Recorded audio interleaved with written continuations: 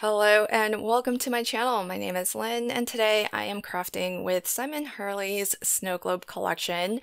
This collection has a base set and several add-ons. Today I'm using the base set plus the snow landscape add-on, and it's really great because each add-on does have some additional sentiments that you can add to your snow globe. It is themed differently, so you have a lot of different options there.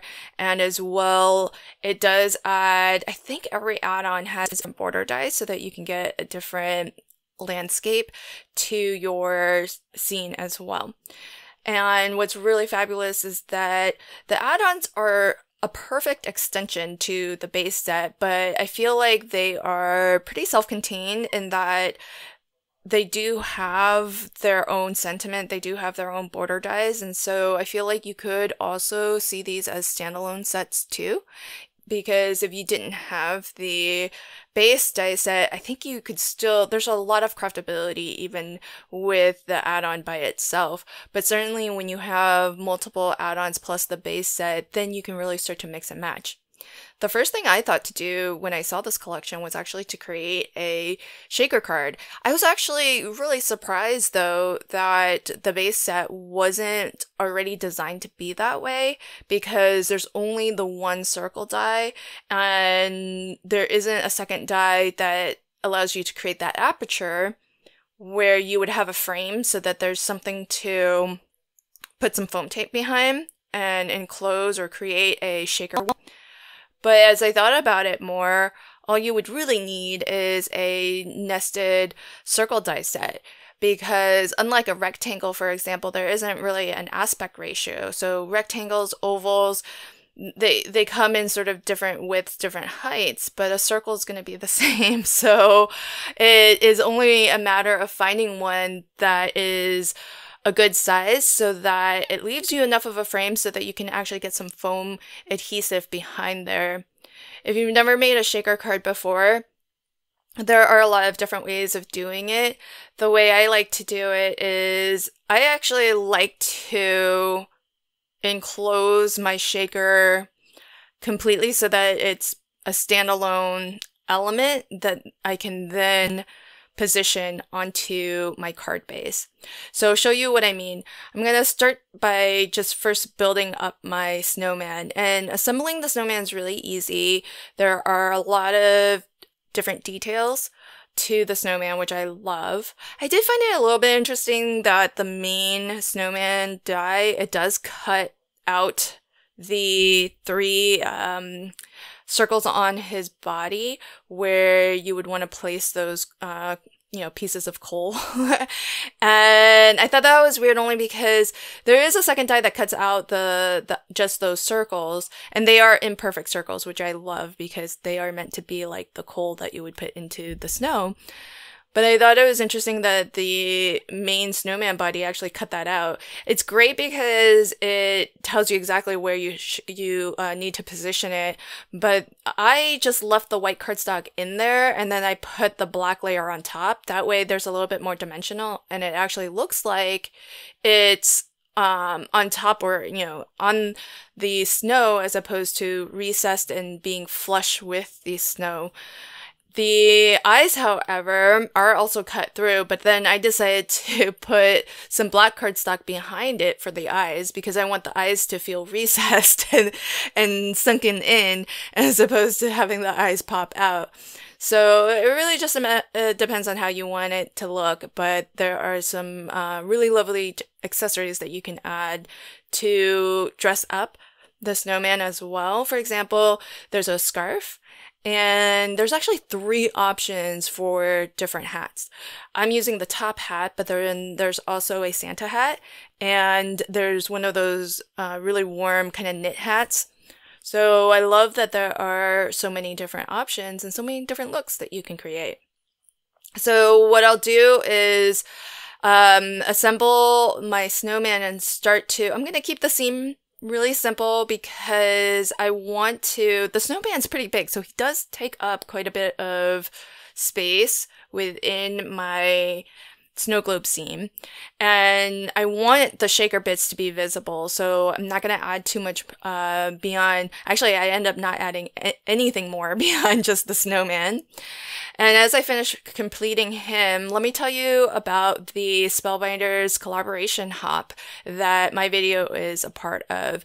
This is just a casual hop that I put together with some of my fellow teammates, and if you want to see all the videos on the hop, you just need to click on the hashtag SpellbindersOct23 collab.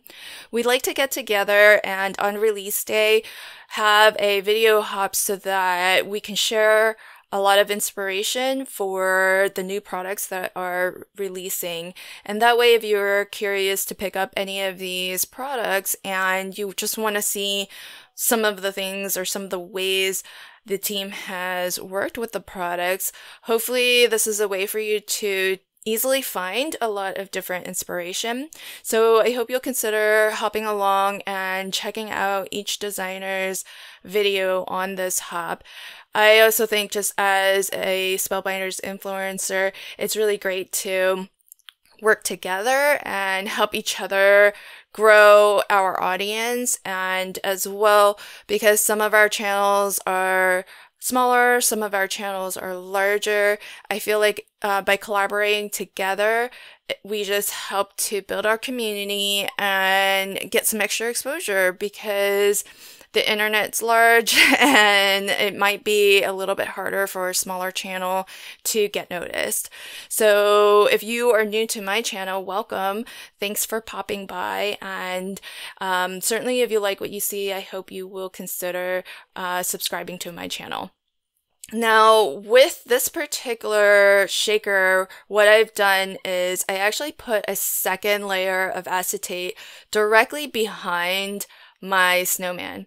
And I don't normally do that, but the reason I did it with this one is because I want the snowman inside the shaker, but I think that he's going to potentially get some of the shaker bits caught up on him, and he's only attached to that bottom, behind that bottom portion where the landscape piece is. So most of his body, about 80% of him, isn't adhered to anything. So that means that if I didn't have this second piece of acetate to basically, close off the back of him, it's possible that shaker bits could actually slip between the snowman and the front piece of acetate and then block the snowman from being visible. So to avoid that, I just added a second piece of acetate, and that basically sandwiches in the snowman between two pieces of acetate. And now the shaker bits can go onto that piece of acetate, and it's going to be smooth flowing. It can't get hung up on anything. Particularly because the snowman, with all of the different layers, and then we have the landscape, there were just so many different layers of cardstock and so many different opportunities for the ephemera and the shaker bits that I'll be adding to get caught up on something or stuck on something, or sneak in front of something instead of just staying behind the snowman. So because I want the bits to be able to move freely and not get caught up on the snowman, that second layer of acetate really smooths everything out. Now, when you make a shaker card, if you've never done it before, having some thick foam is really great, because especially foam tape or foam sheets that you cut into strips, because you can really easily work around that circular frame.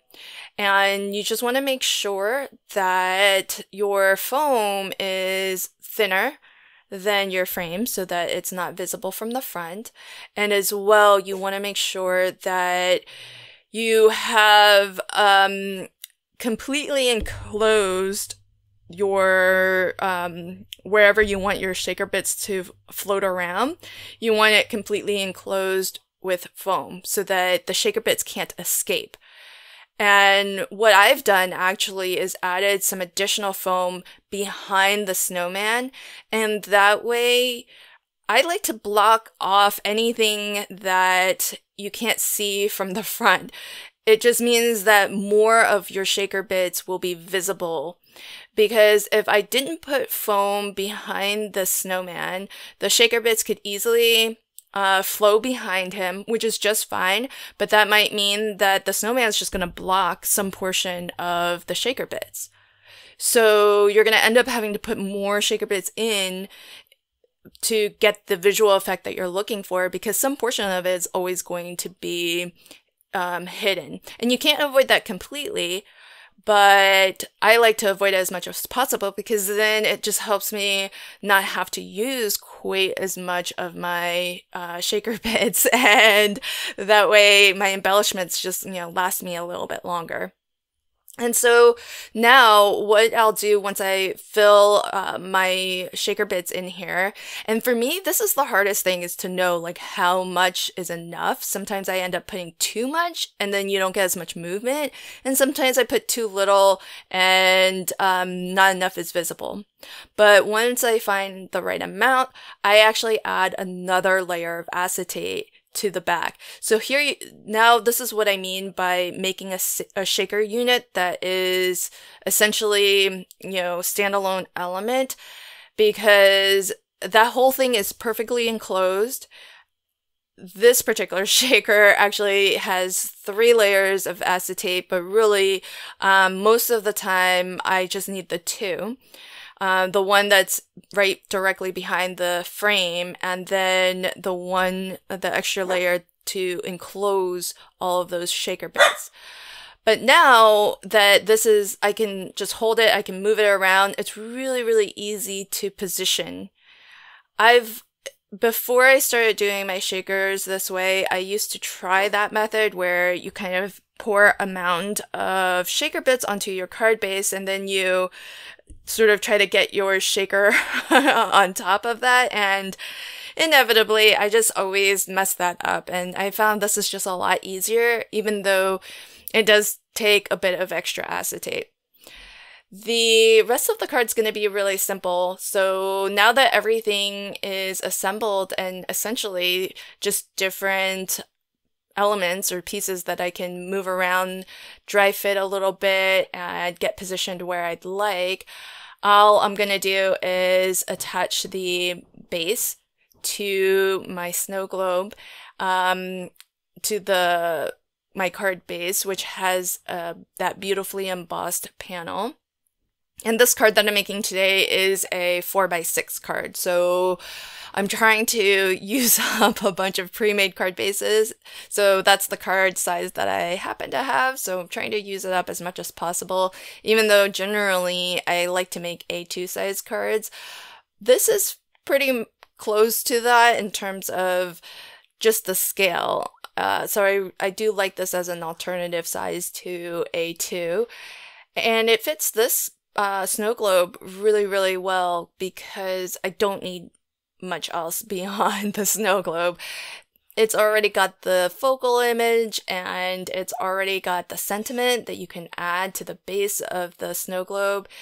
The embellishments that I used, I felt were perfect, because they have a little bit of that iridescent shine that is also got just a hint of that light blue, which I've used on my sentiment, and as well that scarf on the snowman. And the sentiment plate, I should mention that the actual sentiment does cut through, so that you have the negative of the sentiment, but I actually left that in also, because I kind of like the look of it looking die cut, and you have the outline of the die cut, but there's still, it's still perfectly legible, but it's still all one color, like it's one plate that's maybe been engraved. Kind of like that look, so I left it like that. But you definitely have that option of poking out all of those letters, and you could use the positive letters and as well still use the negative. Thanks for joining me today. I hope that you'll continue to hop along and see what everybody else has created featuring some of the new products that released from Spellbinders. Thanks again, and until next time, happy crafting and have a fabulous day. Bye.